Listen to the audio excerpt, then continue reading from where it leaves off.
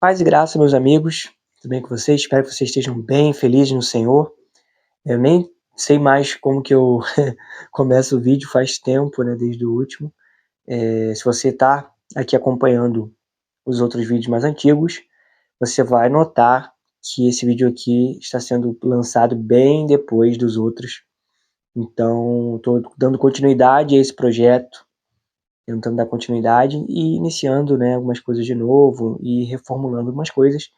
Então, quero poder estar servindo vocês com esse conteúdo que possa ser útil para a sua caminhada cristã, para que a gente possa se aprofundar mais, para que a gente possa ser direcionado por uma boa compreensão da palavra do Senhor. Isso ajuda muito, não só para a saúde das nossas igrejas, não só para a saúde da comunidade, mas para a saúde da nossa família e para a nossa, né, no sentido espiritual, né, psicológico e em várias esferas possíveis da nossa vida. Então, ter uma boa compreensão da palavra faz toda a diferença. Não só para pregadores, mas para todos nós. Então, é isso. Estou muito feliz de poder continuar esse projeto. Espero poder fazer aí outras aulas. E juntos a gente aprendendo. Eu acho que eu já falei aqui em outros vídeos anteriores, eu não sou nenhum super expert, né, em nada, digamos assim. Eu estou, assim como vocês, buscando aprender, buscando aperfeiçoar e dividindo um pouquinho dessa minha bagagem de algum tempo de consumo de conteúdo teológico, de leitura, para, de alguma forma, poder abençoar a sua vida, né? Sei que todos nós temos, por vezes, pouco tempo na nossa rotina para nos dedicar tanto como deveríamos, mas que a gente possa tirar uns minutinhos para aperfeiçoar e melhorar, né, a cada dia e aprender. Isso é muito importante, muito valioso. Nós vamos dar continuidade. Um dos últimos vídeos que foi feito aqui, na verdade o último, foi uma aula sobre os estilos literários presentes na Bíblia, se eu não me engano foi essa, que era da série que a gente estava fazendo sobre a Bíblia e trazendo, né, a compreensão sobre como a Bíblia foi formada, essa divisão, né, esses estilos literários diferentes presentes na Bíblia. Tudo isso nos ajuda, né, a entender melhor esse livro, que é a Palavra de Deus, que é o livro que norteia o nosso pensamento, a nossa fé e por aí vai. É muito importante, claramente, a gente tá ligado nisso, né? O reflexo do meu óculos que tá pegando ali. E hoje a gente vai falar um pouquinho sobre algumas outras questões, ainda dando sequência nisso, sobre interpretação bíblica. A gente vai entrar um pouquinho mais agora, um pouco sobre esse aspecto da interpretação bíblica, trazendo algumas dicas para a gente pensar um pouquinho. Eu vou usar como base para esse vídeo e provavelmente para o próximo, talvez até o outro também, esse livro aqui que é muito bom, que se chama Mosaico Bíblico, do Marcos Botelho, pastor lá de São Paulo, da Igreja Comunidade da Vila, e é um professor de hermenêutica, que é essa área da teologia que se encarrega, digamos assim, da interpretação, né, a parte de interpretação do texto. Esse livro aqui é muito bom, indico, quem quiser, provavelmente eu vou deixar no link aqui embaixo, para quem quiser adquirir, geralmente na Amazon está um precinho legal, e é um livro que vale muito a pena. Se você prega, se você quer ter um cuidado melhor com a sua leitura do texto bíblico, esse livro aqui vai ser muito importante para você, e mesmo para você que não prega na igreja, faça esse investimento. Eu já falei aqui em outros vídeos a importância de, claro, a gente ler a Bíblia, isso é importantíssimo, mas a importância de a gente ter bons materiais que nos ajudam a entender melhor a Escritura. E esse aqui é um material incrível, a gente vai falar algumas coisinhas que vocês vão ver que só um gostinho a gente vai ter aqui, acho que você vai querer adquirir o seu também. Vou aproveitar que eu estou dando umas dicas aqui, antes de a gente emendar mais no assunto de hoje, e vou também indicar esse outro livro aqui, um pouco grande, então para você que talvez não tenha um costume de leitura pode assustar um pouco, mas esse aqui, Reformando o Discipulado, do Jean Francesco, maravilhoso esse livro aqui, muito bom mesmo. Ele fala sobre vários temas da fé cristã de forma muito interessante. Então, se você quer ter um panorama sobre doutrinas, sobre várias coisas da fé cristã, esse livro aqui vai te ajudar muito. Eu vou ver se tem aqui um sumário, sei lá, uns temas que aborda. Fala sobre a Trindade, sobre a criação, sobre a queda, a redenção, a igreja, a consumação, sobre a lei de Cristo, revelação divina, oração. Fala sobre vários temas. É um livro bem grande, eu estou lendo ainda ele, ó, né? Aqui marcado aqui, ó, já li essa parte aqui. Falta essa parte aqui ainda, né? Ele tem umas 600 páginas, então, né, é bem grandinho. Então eu não vou dizer que se você não tem costume de leitura, não compre esse livro agora, né? Vai com calma aí. Adquira o do Marcos Botelho, que é um pouquinho mais fino. E isso daqui, que eu acho que é um material muito bacana para você nessa jornada, que é uma Bíblia de estudo. Essa aqui, maravilhosa, da Thomas Nelson Brasil. E assim, olha só, tem com a capinha, coisa linda, coisa muito boa. Muitos conteúdos, então você tem aqui, ó, por exemplo, abrir aqui, ó, no livro de Obadias, né? É isso? Olha só, tem mapa, tem introdução, então você abre essa Bíblia aqui antes de cada minha voz tá um pouco, tô meio, o nariz tá meio entupido. Porque tá frio, vocês podem ver até pelo meu suéter aqui. Você abre, por exemplo, igual, sem querer abrir aqui no livro de Obadias. Então tem a introdução ao livro, por vezes tem mapa, tem imagem. Então isso aqui já vai te ajudar muito, que você vê a introdução, você já começa a entender melhor sobre o que esse livro está falando. Aqui já vai falar sobre qual foi o autor do livro, sobre os principais objetivos desse autor, sobre o contexto histórico, social daquela época. Então isso aqui já vai te ajudar muito a você evitar certos erros que a gente vai falar aqui hoje.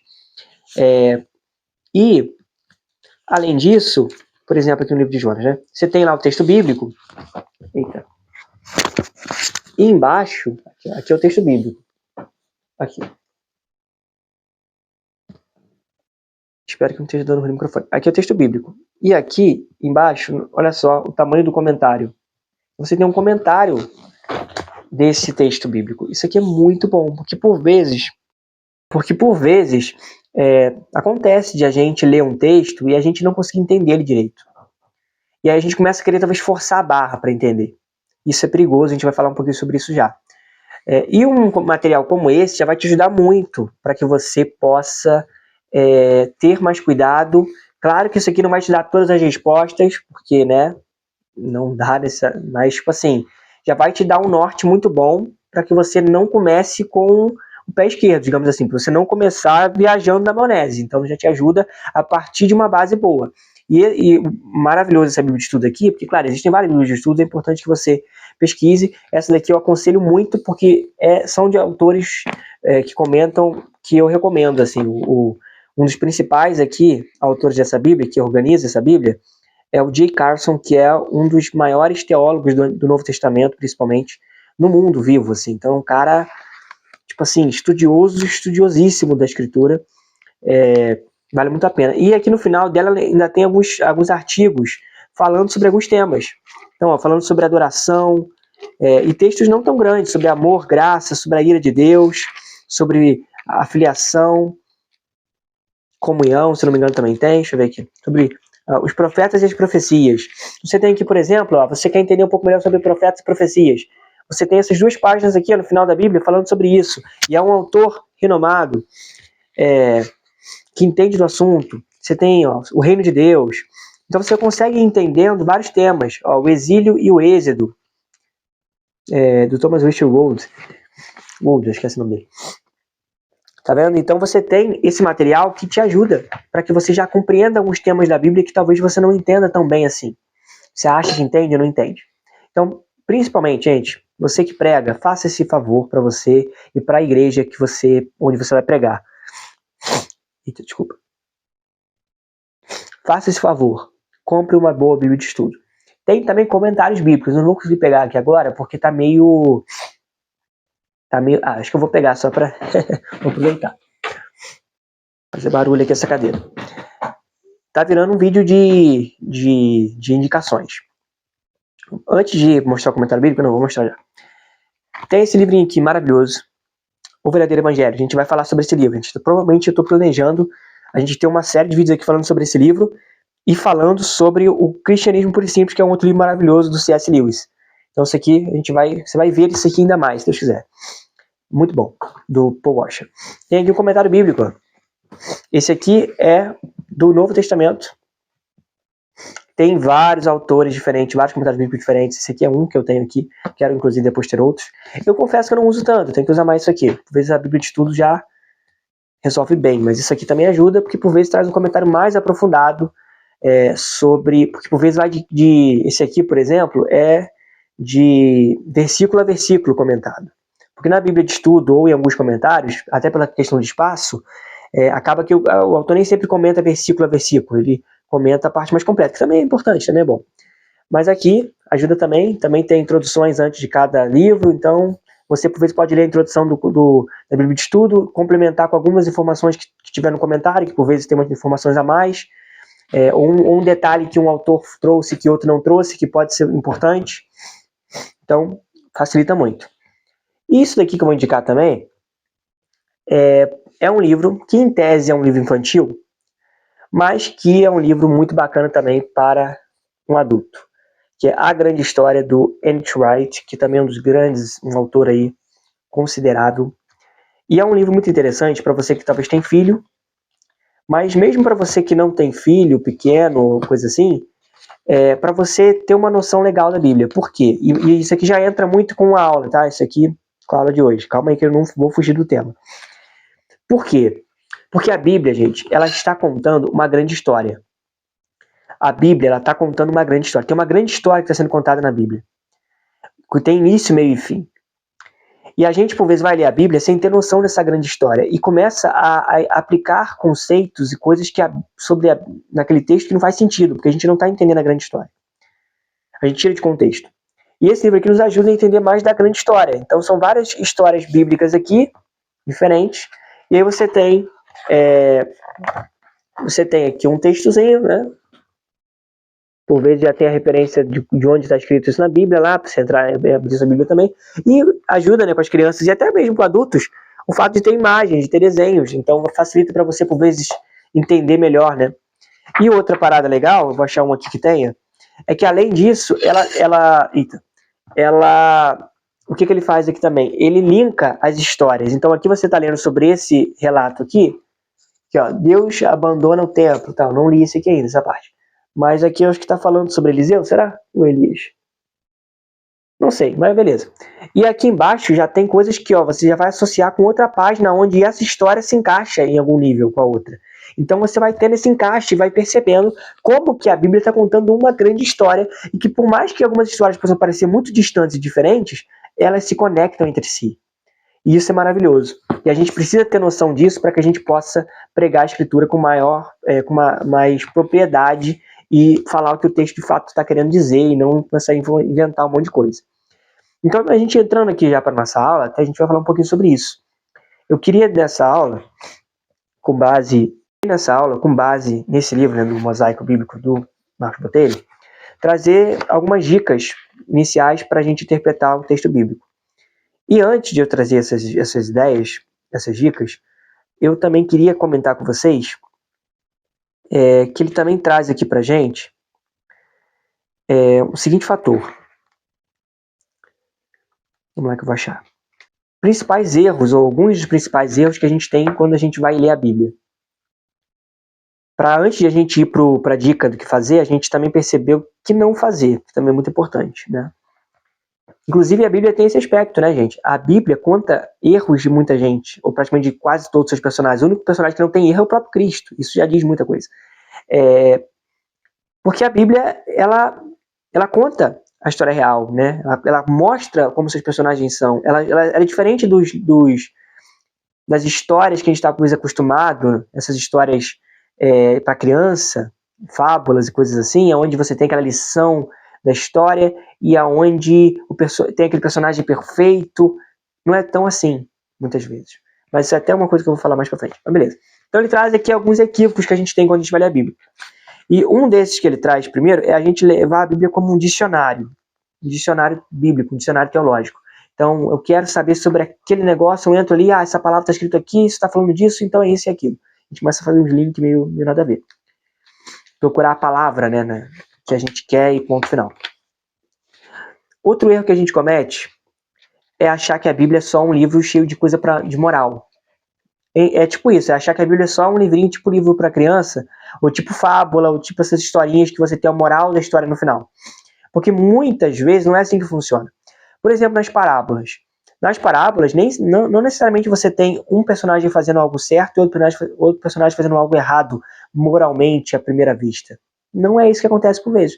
Muitas vezes os personagens estão fazendo coisas certas, ambos.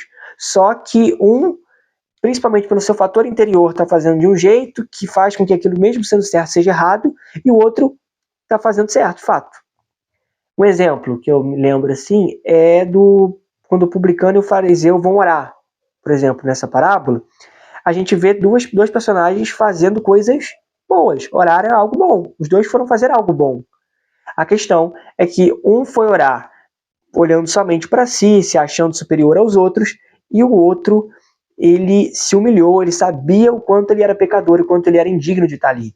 Ele não conseguia nem olhar para cima, ele estava ali escondido e se humilhando perante o Senhor. Esse foi o que saiu de lá de fato justificado, ouvido por Deus. Então, é isso. Não necessariamente tem uma lição de moral em todo o texto. A Bíblia ela tem ensinamentos morais, mas a Bíblia não é só um manual de moralidade. Importante a gente entender isso. A gente vai aprofundar isso mais para frente. Outro grande erro grave que a gente comete por vezes, e esse eu acho que é talvez você faça isso, e talvez eu já tenha feito várias vezes, e a gente por vezes faz isso, que é ler a Bíblia nessa parada tipo caixinha de promessa. Não faça isso, pelo amor de Deus. Se você tem caixinha de promessa na sua casa, não use esse negócio. Porque não é assim que funciona a leitura bíblica, para que você realmente entenda o que o texto quer dizer. Então essa coisa de a gente pegar, eu já vi muita gente fazer isso para pregar, que é um problema também considerável. É você chegar lá no dia do culto e pegar a sua Bíblia e eu vou abrir aqui, onde abrir, Deus falou e eu vou pregar. Não é assim, né, meus amigos? Não é assim, né? Aí abre num texto que você nunca leu, ou você não leu direito, ou você não sabe direito como explicar aquilo. O que você vai fazer? Ou você vai inventar um monte de coisa em cima daquilo ali, porque você não entendeu direito o que aquele texto diz. Pode ser que você até consiga falar coisas que tenham a ver com o texto e que façam sentido, mas que você não consiga se aprofundar tanto quanto poderia se você tivesse estudado. E outro ponto. Pode ser que você não consiga falar nada com nada e comece a contar a história da vida que não tem nada a ver com aquilo ali, porque você não estudou. Então estude, pelo amor de Deus. E não faça essa coisa na sua casa, por exemplo. É importante que você tire tempo para ler a Bíblia. Ler a Bíblia é muito importante, gente. Nós temos que se tornar pessoas que leem, porque a leitura é muito importante para nossas vidas. E a nossa fé é uma fé muito baseada na leitura também, né? O nosso Deus nos deu um livro, então assim, vamos lá. Sei que nem sempre é fácil, sei que algumas vezes é chato, algumas vezes é cansativo. Mas assim, quando você vai acostumando, quando você vai desenvolvendo o hábito, aquilo vai se tornando algo prazeroso, você vai vendo a importância daquilo, vai ficando muito melhor. Então essa coisa de você chegar de manhã, abrir qualquer versículo e ler, não é legal, porque você vai tirar de contexto. É isso que vai acontecer. Você pega, por exemplo, o seu WhatsApp, um grupo aí que seja, já deve ter acontecido com você talvez, você vai lá do nada um grupo lá no WhatsApp, você vai abrir o grupo, tá com 150 mensagens, aí você vai e faz assim, ó, sorteia qual a mensagem, aí pega a mensagem no meio ali. O que vai acontecer? Você não vai entender nada. Você não sabe o que estavam conversando, o que estava acontecendo ali, que contexto que aquela frase foi dita, você só pegou aquela frase isolada. E aí você imagina tentar pegar essa frase isolada e aplicar para sua vida. Você pode aplicar uma parada que não tem nada a ver com nada e entender uma coisa totalmente contrária ao que aquela pessoa queria dizer. Porque aquela frase faz sentido naquele contexto. A gente fala as coisas, essas coisas são faladas num contexto. Então estou agora aqui falando com vocês. Num ambiente de aula, digamos assim, de conversa, de aula, na minha casa, agora são, sei lá que horas, 8 e pouca da noite que eu estou gravando isso aqui. Tem um contexto, entendeu? Estamos em 2025, em maio, então tem um contexto histórico, social, econômico e por aí vai. Tem toda uma coisa ao redor. Então se você pega só aquela parte isolada, você não entende o todo. Então uma dica muito importante, pega e comece a ler a Bíblia de forma contínua. Então, vamos supor que você vai começar a ler o livro de João. Começa do capítulo 1, vai até o final. Não estou dizendo para você fazer isso num dia só. Lê um capítulo por dia ou lê 2 por dia. Vai vendo como você consegue, mas lê uma porção considerável, não apenas um versículo. E principalmente se você for pregar uma passagem, é legal a gente ler um pouco antes, um pouco depois, para também entender um pouco como que ele se situa ali. E a gente vai falar isso mais para frente agora. Então, esses são alguns dos erros né, que a gente por vezes comete. Outros erros que a gente comete, e esse eu falo que eu por vezes cometo, eu tenho que tomar cuidado com isso, sabe o que é? É que a gente por vezes vai para a Bíblia com algumas ideias que a gente já está tendo na cabeça e queremos achar um texto para empurrar essas ideias que a gente tem, para poder o texto meio que embasar a nossa ideia. Mesmo que algumas vezes a nossa ideia seja até bíblica, pode até ser, pode ser perigoso, porque a gente pode tentar forçar o texto a dizer o que ele não necessariamente está dizendo. Então a gente também tem que ficar atento com isso, na hora que a gente vai ler a Bíblia. E um ponto importante, meus amigos, nós entendemos, e o Marcos Botelho também trabalha aqui, existe um abismo entre a gente e o autor, os autores da Bíblia. A Bíblia foi escrita por mais de 40 autores, possivelmente. Alguns a gente sabe qual foram, né? Alguns livros a gente sabe que autores foram, outros a gente não sabe. E, por exemplo, numa Bíblia de estudo, né, a gente tem essas informações por vezes. Então tem aqueles livros que já são certos, mais precisamente qual é o autor, outros nem tanto. Essas questões de época também, de momento histórico que isso estava acontecendo. E por que isso tudo é muito importante? Porque a gente precisa entender que esses autores, em grande parte, ou talvez todos, não escreveram inicialmente pensando em mim e você. Paulo não estava necessariamente escrevendo pensando em mim e você aqui em 2025. Pelo menos não no primeiro momento. Talvez ele até poderia, em algum momento ou outro, estar escrevendo algo que visava olhando para frente, assim, tipo, visando alcançar pessoas muito mais distantes em termos de tempo e localização. Mas, inicialmente, Paulo estava escrevendo aquelas cartas para aquelas pessoas, para aquele contexto, no primeiro século, naquelas igrejas, naquela região específica, com aquela cultura, com aquele estilo de vida e por aí vai. Portanto, um erro que a gente às vezes comete é que a gente vai ler a Bíblia, a gente já quer aplicar logo o que aquele texto quer falar para mim. O que esse texto fala comigo agora, hoje, em 2025? Antes de a gente entender o que aquele texto fala com aquelas pessoas lá no século I, ou antes do século I. O que aquele autor queria dizer, antes de eu entender o que aquele texto quer dizer para mim, eu preciso entender o que aquele texto queria dizer para aquelas pessoas. O que aquelas pessoas entenderam daquele texto. O que o autor queria falar para aquela primeira audiência, para aquelas primeiras pessoas. Para que depois, através do que foi dito para aquelas pessoas, para o contexto daquelas pessoas, aí eu consigo entender melhor o que aquilo diz para mim hoje. Como eu posso aplicar aquela realidade para mim hoje, de alguma forma. Então esse é um ponto muito importante também de a gente entender. A gente tem uma distância de língua, porque a língua que foi escrita nos textos é diferente da nossa. A gente tem uma distância geográfica, social, temporal, que faz muita diferença. Por isso que, por vezes, a gente lê algumas coisas na Bíblia, a gente não entende direito no primeiro momento. Porque é uma parada que para eles fazia sentido e para a gente pode não fazer tanto.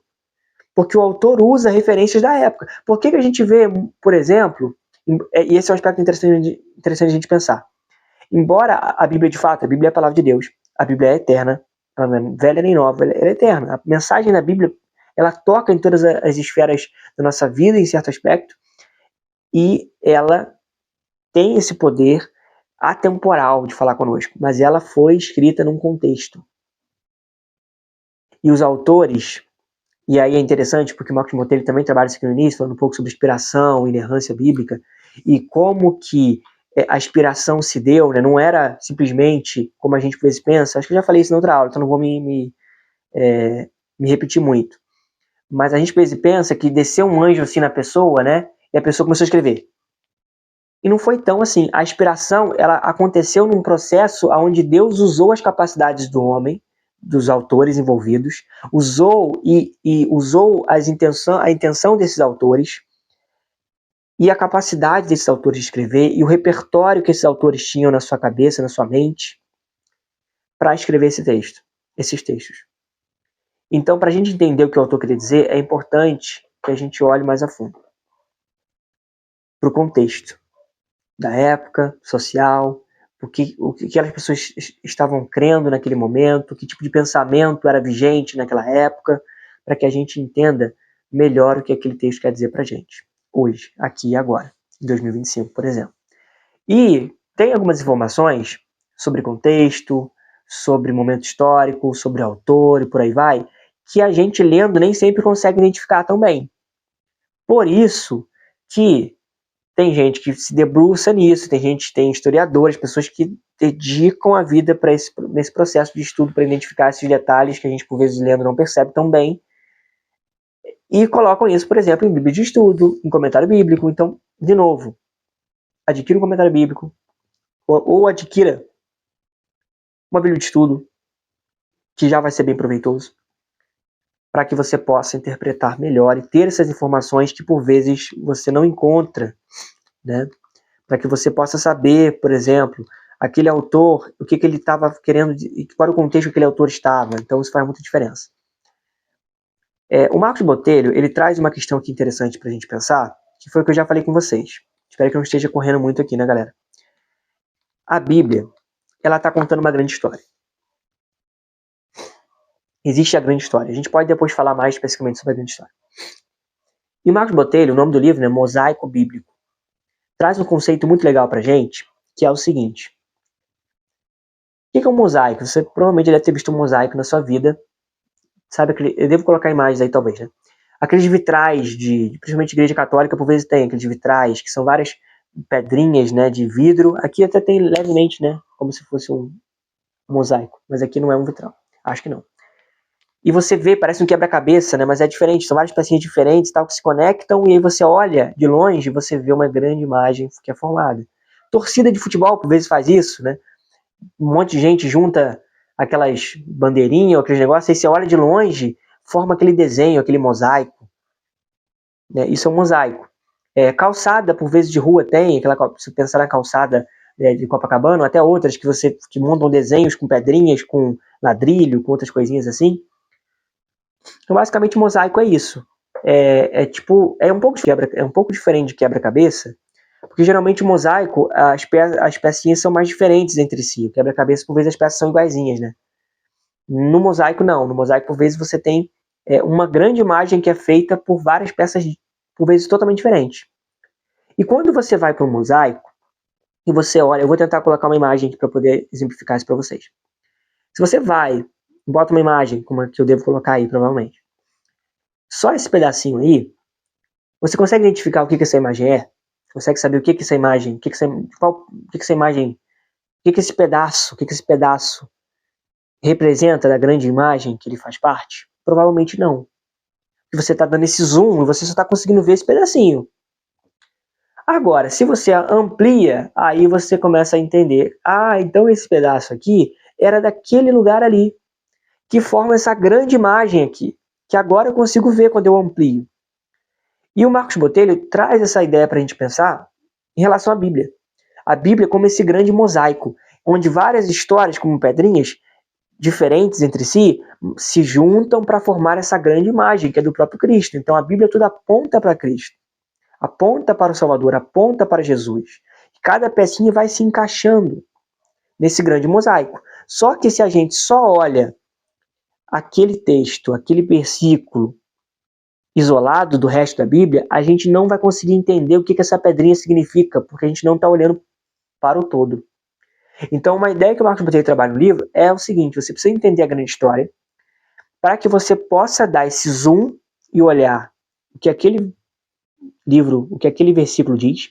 E para você entender o que aquele versículo diz, você precisa entender o que aquele capítulo diz e o que aquele livro como um todo diz. E o que aquele livro, e onde aquele livro se encaixa na grande história. Tá entendendo? É trabalhoso, em certo sentido, né? Então, ele traz essa dica pra gente de 3 leituras. De você ler o livro todo, sem necessariamente ficar se preocupando tanto em caçar e coisas e detalhes. Você relê, por vezes olhando mais esses detalhes. E aí, quando você entende bem qual é o plano real, digamos, o plano real é coisa de dinheiro. Qual é o foco central desse livro? Qual é a mensagem central desse livro? Aí você vai conseguir entender melhor onde aquele texto se encaixa nessa mensagem central. E, consequentemente, onde aquele livro se encaixa na grande história. Então, é um processo de zoom e de out. Você se aproxima do texto e também distancia para olhar do todo, para que você consiga entender melhor o que aquilo quer dizer. E, novamente, materiais como a Bíblia de Estudo ajudam nesse processo. Porque você pega, por exemplo, e você tendo a ideia da grande história, você entendendo essa grande história que está sendo contada, que basicamente é o quê? Nós temos ali a criação de Deus, Deus querendo habitar junto com a sua criação, mas a sua criação dá errado, em certo sentido, dá errado no sentido de que, me expressei mal, né? Mas assim, não é que dá errado, sinceramente, mas assim, o ser humano cai, peca, se distancia de Deus, decide fazer as coisas por si próprio, decidir por si próprio, e isso causa uma série de complicações e problemas. E aí a gente vê Deus tendo esse plano já desde o início de resgatar esse povo, né, de fazer com que essa comunhão seja possível de novo, que essa reconciliação aconteça. E a gente vê esse plano acontecendo por meio dessa promessa também que é dada a Abraão, e a escolha de Abraão, a escolha desse povo que viria através dele, que seria um povo que deveria ser um povo de sacerdotes, um povo que expressasse quem Deus é para as outras nações. Só que a gente vai vendo ao longo dessas histórias desse povo que eles não vão conseguindo ser esse povo que expressa esse Deus para as outras nações. Eles vão ser pelo contrário. Eles não vão conseguir ser, eles na verdade vão sendo influenciados por esses outros povos e vão se tornando coisas até piores do que eles. Se você for ler, por exemplo, o livro de Juízes, você vai ver isso. Cada atrocidade que acontece com aquele povo, que vai parecendo que eles são, na verdade, a Babilônia e não o povo de Deus. Eles não vão conseguindo revelar quem Deus é. E a gente vê essas sucessivas histórias de pessoas que são levantadas que milagrosamente para fazer esse povo se voltar para Deus, mas essas pessoas falham, não conseguem. Algumas coisas elas até acertam, mas alguma coisa elas acabam falhando e não conseguem cumprir totalmente. Parece que sempre fica uma obra meio inacabada, sabe? Parece que tá sempre alguém se levanta para fazer, começa, faz uma parte ou outra, mas não consegue finalizar. E isso vai se repetindo, se repetindo, se repetindo. E aí em Jesus a gente tem o cumprimento total disso. Jesus é o cumprimento, Jesus é para onde tudo isso aponta, para onde toda essa grande história aponta. Em Jesus, de fato, é possível, porque Jesus é esse que é levantado, que chega milagrosamente também, como os outros, olha só como que é parecido, só que ele não falha como os outros falharam. Ele vai até o final, ele consuma a obra do Senhor e faz com que essa comunhão seja possível, faz com que a gente possa ter livre acesso ao Senhor, e faz com que a gente seja salvo, que a gente seja livre das nossas, de nós mesmos e da ira de Deus sobre nós, porque ele leva sobre si o nosso pecado. E aí, ele faz isso, ele ressuscita, e ele é assunto aos céus, promete que vai voltar, e deixa nesse mundo o seu povo, a sua igreja, para testemunhar dele nessa terra. Nós estamos nesse período, entre a primeira vinda e a segunda vinda de Cristo. E aí a gente tem o livro de Apocalipse, a gente tem, o final dessa história. A gente sabe, em certo sentido, como ela vai acabar. E Deus vence. Resumir, não foi meu melhor resumo da história da Bíblia. Se você ler a grande história aqui nesse livro, com sua família, sei lá, com seus filhos, ou mesmo você, vai ser melhor para você ter essa compreensão. Então, quando a gente entende a grande história, a gente consegue interpretar melhor a Bíblia. E a gente tem outros aspectos. Eu não vou conseguir trabalhar tudo que o Marcos Botelho traz aqui, porque são várias coisas, né? Mas eu vou tentar trazer dicas fundamentais do que impactou e do que eu acho valiosíssimo nesse livro. Outra coisa que ele trabalha aqui é o seguinte: como que algumas histórias elas vão se repetindo, em certo sentido. Por exemplo, a gente vê vários relatos de mulheres que não poderiam ter filhos tendo filhos. A gente vê vários relatos de irmãos brigados, de um que não deveria talvez ser o primogênito sendo escolhido. A gente vê vários relatos de aquele que é escolhido não era meio para ser escolhido, ou não seria a escolha mais normal, a olhos humanos pelo menos. A gente vê vários padrões acontecendo. E esses padrões não são tão à toa. Eles dizem algo para nós. E é interessante a gente pensar que os autores têm intenção. Os autores eles colocam os detalhes com intenção. Até mesmo quando a gente lê um texto, no Antigo Testamento a gente vê várias vezes isso acontecendo, né? Onde parece que o autor repete demais uma frase. Ele fala aquilo, ele repete aquilo de novo. Ele repete aquilo de novo. E aí, você por vezes acha, por que esse cara está repetindo várias vezes a mesma frase? Não faz sentido, porque eu já entendi. Geralmente, quando tem essas repetições, é porque ele está querendo dar uma ênfase naquilo ali. Tem alguma coisa de valioso para a gente entender com essa repetição. Não é à toa as repetições. A gente começa a olhar para a Bíblia entendendo que não é à toa os detalhes que são colocados, as referências que são colocadas. E tudo vai se linkando e fazendo sentido. E ele traz esse conceito para nós do hiperlink. O que é o hiperlink? Sabe quando você entra num aplicativo, talvez no seu WhatsApp mesmo, ou no Google, você entra num site, e aí dentro desse site, ou até quando você vai comprar uma coisa na internet, você clica naquele produto, aí depois você clica em outro, por vezes em outro, aí vai, manda pro carrinho, troca em outro. Você vai clicando em links, onde você clica num negócio que vai te jogar para outro negócio, vai te jogar para outra página, para outra página, para outra página, e vai linkando uma coisa com a outra. Percebe? A Bíblia também tem hiperlinks. A Bíblia também tem textos e passagens que se conectam uma com as outras, nesse grande mosaico. Então tudo vai se conectando e fazendo sentido. Então é importante que a gente consiga, como a gente faz para identificar por vezes esse mosaico, né? Esses links. As próprias linhas, as próprias referências cruzadas, que por vezes algumas Bíblias têm, ajudam a gente nesse processo. Você lê lá na sua Bíblia, algumas tem, outras não tem, na Bíblia de Estudo tem, por exemplo, que é do lado umas referências cruzadas. Isso aqui, por exemplo, tem aqui, ó, aqui do lado. Então, se você for ver as referências cruzadas, por vezes até no próprio comentário aqui, o autor já vai fazer esse link. Essa Bíblia aqui, por exemplo, tem muito disso, porque é uma Bíblia muito boa. Já vai, por vezes, te ajudar a conectar. Pô, essa história conecta com essa, faz sentido uma coisa com a outra. E tudo aponta para Cristo. Então, isso nos ajuda muito. Com o Marcos Botelho, ele traz, para falar sobre essas citações, também existe isso, né? Os autores citam outras partes da Bíblia. Principalmente o Novo Testamento cita vários textos do Antigo Testamento. Por vários motivos diferentes, com vários objetivos diferentes, mas ele cita. A gente tem aquela citação explícita, direta, do texto. A gente tem aquela alusão, que usa palavras parecidas, que faz uma alusão, assim, não é necessariamente o texto copia e cola certinho como está no outro, mas você percebe claramente que tem uma estrutura parecida. E tem um eco também, que tem palavras, temas que lembram um texto anterior, que é sutil, mas está ali. Um exemplo interessante, eu acho que ele até traz esse exemplo aqui. Se eu não me engano, não quero falar besteira, né? Mas um exemplo que a gente tem de eco, ou não sei se já era considerado uma alusão, é o texto de 1 João, né, capítulo 1. A forma como ele vai narrando, ele faz muita alusão a Gênesis capítulo 1. Só que colocando Cristo, Jesus, nessa história ali. E mostrando que Jesus já estava lá desde o princípio. Né? Então, e o verbo estava com Deus e etc. Vou ler lá depois Gênesis e João capítulo 1.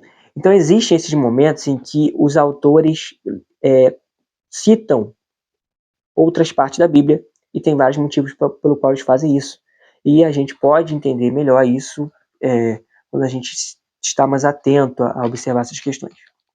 Gente, o livro é muito bom, tem muitas coisas aqui, eu não vou conseguir expor, sinceramente, com a mesma qualidade que ele, todos os conceitos que ele traz aqui. Eu acho que esse vídeo pode ter até ficado meio complicado para você, eu não sei, tem hora que eu me embolo um pouquinho, mas, ou tento ficar abrindo um monte de leque de coisa, né, olha, beleza.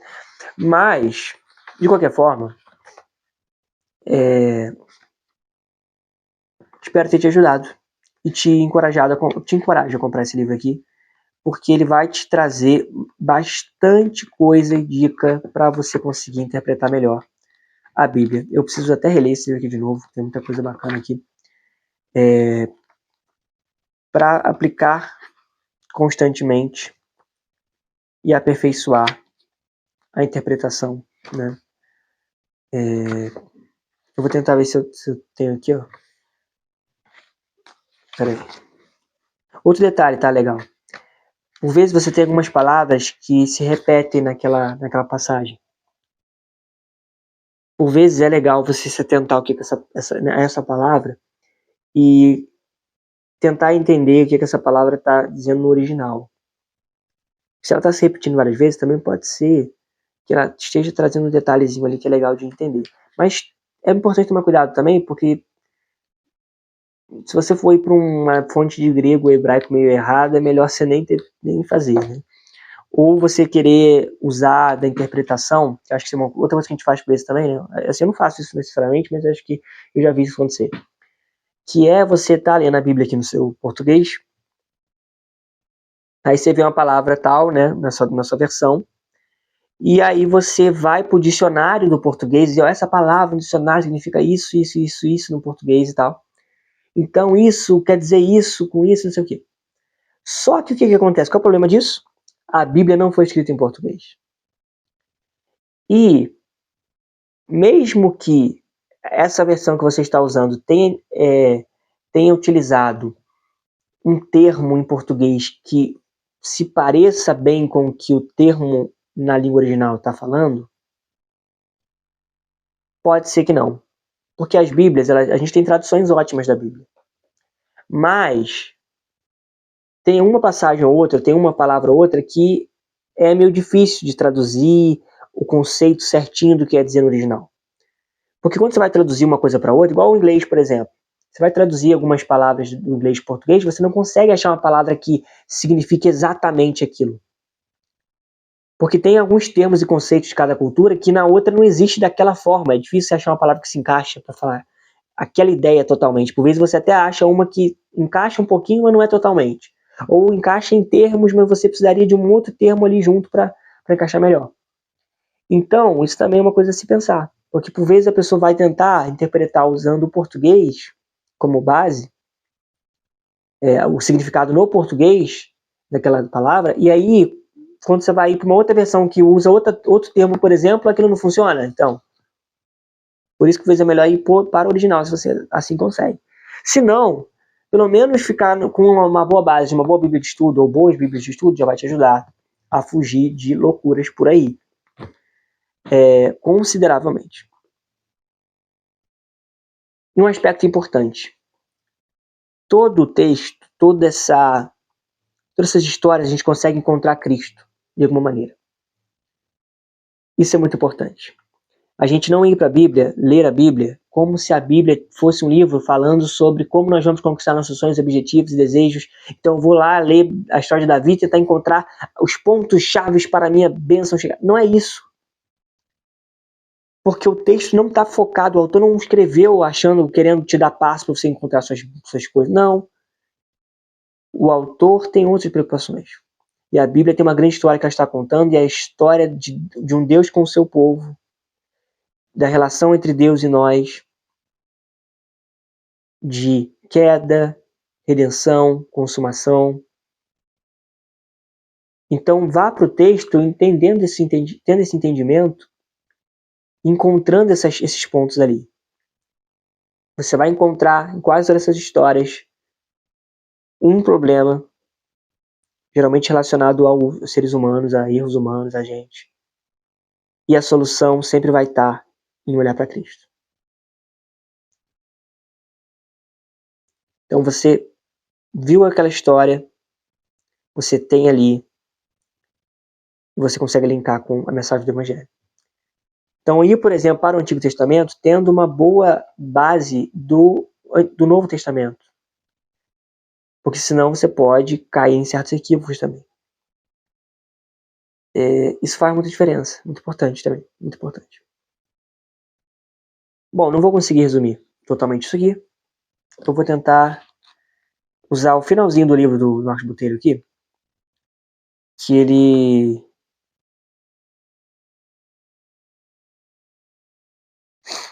fala sobre, que ele dá um passo a passo aqui pra gente estar aplicando. Então, eu vou ver se eu encontro aqui.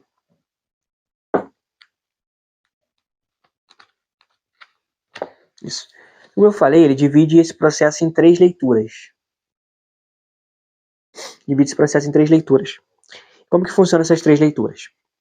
Primeira leitura, você vai ler, né, o contexto literário e tudo que envolve a construção do enredo de um livro.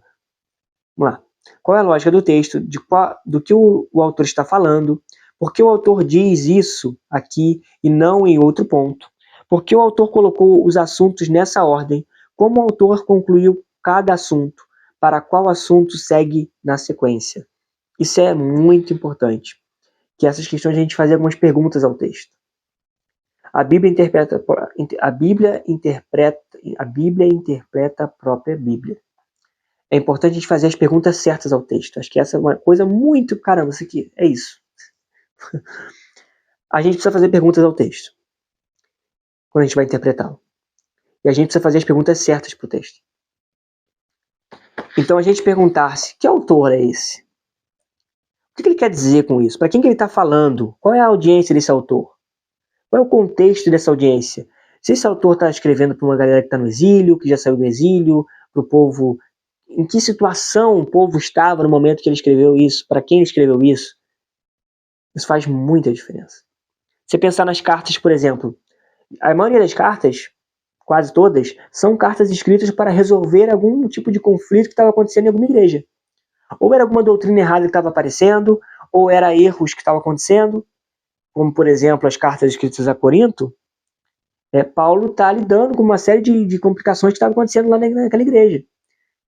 Então, quando a gente entende o contexto daquela igreja, o que eles estavam vivendo, aquela cidade, onde aquela cidade está situada, qual era a cultura daquela cidade antes, daqueles irmãos, daquelas pessoas antes de conhecer a Cristo, a gente entende por que, por vezes, Paulo usa aquela frase, aquela palavra, aquela estrutura. Porque ele fala isso, depois isso, e não isso antes disso. Entendeu? Então, quando ele fala aqui, né, para qual assunto ele segue, por que ele colocou essa ordem, se perguntar, fazer esses questionamentos, né, é importante para a gente entender.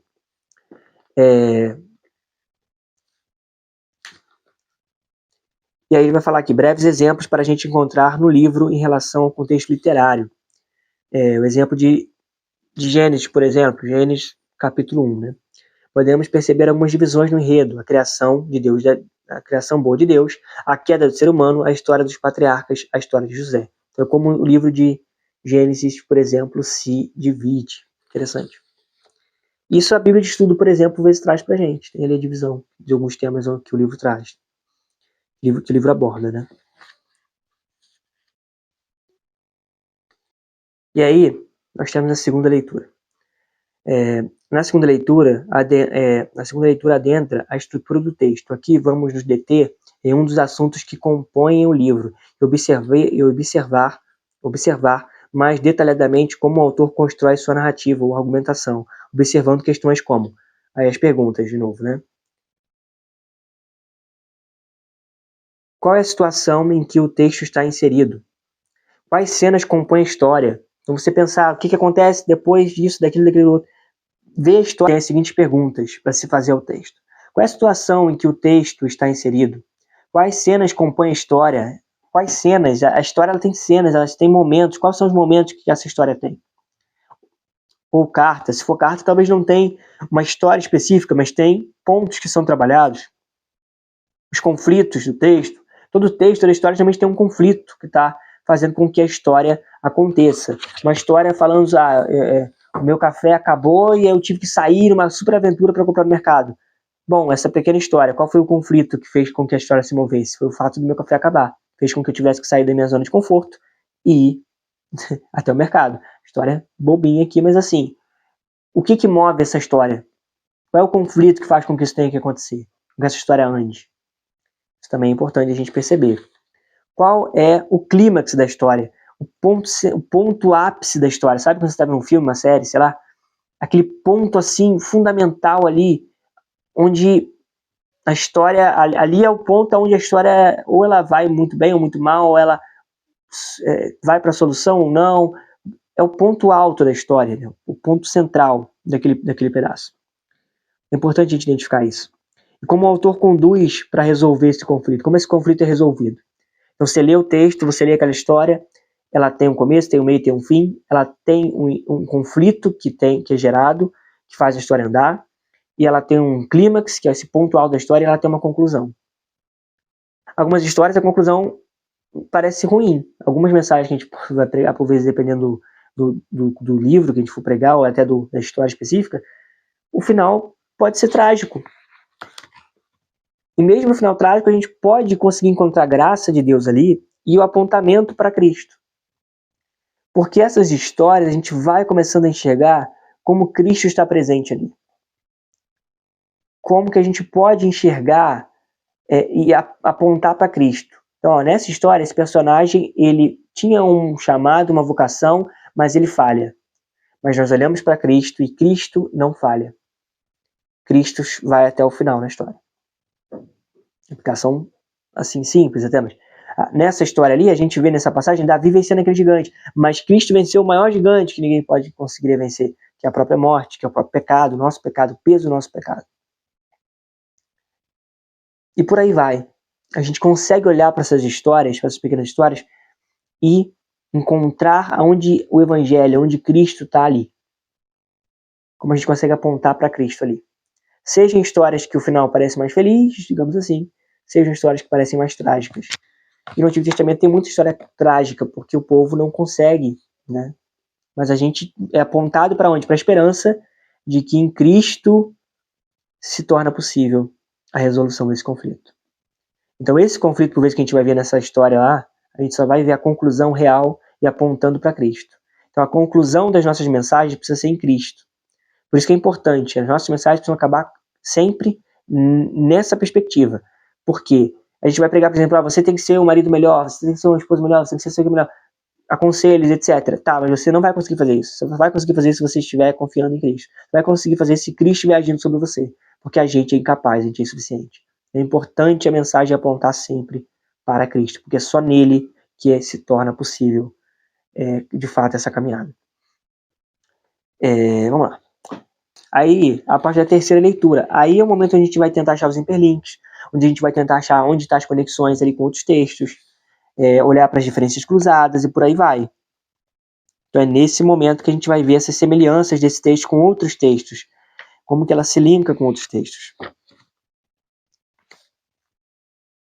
E a terceira leitura também a gente tem algumas perguntas a fazer. Por que o autor está citando especificamente esse texto? Por que o autor está usando aquele texto específico e não outro? Qual é o contexto completo do hiperlink? Então não é só olhar para aquele pedacinho, olhar para o todo. Por vezes o autor citou, sei lá, Isaías 53. Se não me engano, a passagem do servo sofredor. O contexto inteiro, por vezes não é só o versículo. Esse link serve de analogia, de contraste, de complemento, sequência. Qual é o hiperlink que o hiperlink aplicou ao entendimento? Por aí vai, porque essas partes aqui, algumas coisas a gente não trabalhou. Bom, gente, resumindo isso aqui, resumindo essa aula. Tem muita coisa pra gente aprender. A Bíblia é fascinante. A Bíblia não é chata, meus amigos. Quando a gente vai começando a entender esses links, as conexões, como essa grande história tão maravilhosa, você parar pra pensar que diversos autores diferentes, em diversas épocas diferentes, autores que nunca se viram, que não existiram no mesmo tempo, na mesma época, estavam falando, narrando histórias e essas histórias se conectam tão bem, se interconectam tão perfeitamente numa grande história, num mosaico, numa coisa milagrosa. É algo fantástico, é algo fascinante. É algo fascinante. Então, quando a gente vai começando a ter esse contato com esse todo da escritura e como as coisas vão se conectando, é algo lindo, gente, é algo maravilhoso, é algo que faz com que a gente se maravilhe com a beleza desse texto, cada vez mais. Como Deus é maravilhoso, como Deus usou essas pessoas, esses homens, esses autores, como é bonito, como as coisas se conectam de forma tão incrível e fascinante. Então vale a pena você investir em bons materiais, como eu falei, uma Bíblia de estudo, e você ir junto com a gente nessa jornada de aprender mais da Escritura. Novamente, indico que você leia esse livro, porque esse vídeo aqui eu posso não ter conseguido, claramente não consegui, explicar bem tudo que esse livro diz. Tem muita coisa aqui que eu não falei, muita coisa boa. Porque num vídeo que eu tô tentando ser rápido e mesmo assim já tá grande, eu não consigo expor tudo que eu gostaria de expor. Mas eu espero ter tentado trazer talvez conseguido trazer um gostinho para vocês e fazer pelo menos com que você queira mergulhar nesse universo de conhecer esse grande mosaico, essa grande história e ver como tudo se conecta, como tudo faz sentido, como as coisas se conversam, as histórias e como tudo aponta para Cristo Jesus. Coisa linda, coisa maravilhosa. Então vem se fascinar também com esse mundo maravilhoso. E é isso, então compra aí novamente, eu não tô ganhando nada para isso, mas esse livro aqui é maravilhoso. Tem outros também, mas esse aqui é muito bom. E ó, até para você entender melhor do Evangelho, esse aqui, gente, leia esse livrinho. Esse livrinho dá pra ler em um dia. Eu li esse livro aqui, acho que 2 dias. Eu reli ele esses dias passados aí. E devo reler de novo, porque eu devo fazer uma sériezinha com vocês aqui nesse canal. Gente, a maioria dos evangélicos nesse Brasil não sabem o que é isso aqui, o Evangelho. Né? Então, leia isso aqui, pelo amor de Deus. Grande História, o livro A Grande História também ajuda. E é isso, meus amigos. Tem o canal do The Bible Project, em português. The Bible Project, eu já indiquei aqui antes. É um canal onde eles fazem resumo em vídeo, com animação, coisa linda, da Bíblia. Então, você pode, por exemplo, estou montando meu sermão aqui em, sei lá, livro de Josué. Você pode ler a introdução de Josué na Bíblia de estudo. Você pode, dependendo, ler um comentário bíblico. Você pode ler ali o comentário que tem na Bíblia de estudo, daquele texto que você vai ler, que você vai pregar. Entender o contexto todo, não só olhar para um lado, com um pedacinho.